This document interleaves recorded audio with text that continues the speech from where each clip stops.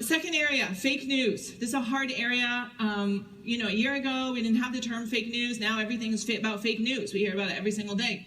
It's had a lot of concerns about how it affected the election, how it affects politics. News is important to us. We are a platform with global distribution.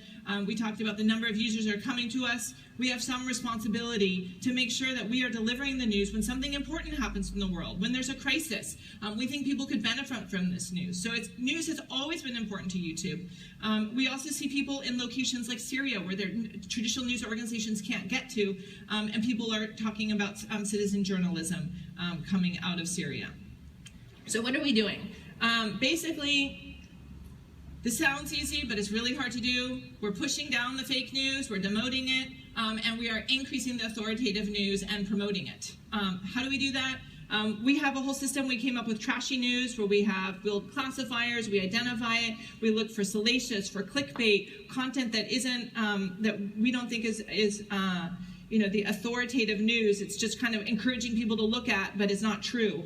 We're training, we added these instructions to our raters, and we've updated our classifiers, and we are working to understand, identify that with machine learning, and then to push that down. And then we're increasing our authoritative news. We're doing that with things like a breaking news shelf. We're triggering it in the US, in France, in the UK, and more countries coming soon, where we have sources that come from reputable sources. We work with Google News on that to define what those reputable sources are. It triggered last week in the London Bridge attacks. It's also going to trigger on search. When you type in something, you're looking for a news event, you're going to see news there. We're also working with a lot more news publishers. News publishers don't want to be in the technical business of running their own player. We can do that for them. And we also want to get more news players on the platform. We have the goal of getting over 100 new news providers on our platform this year. When democratic policies fail, you're racist, you're racist, you're racist, they keep saying it. It's the last refuge of the discredited Democrat politician.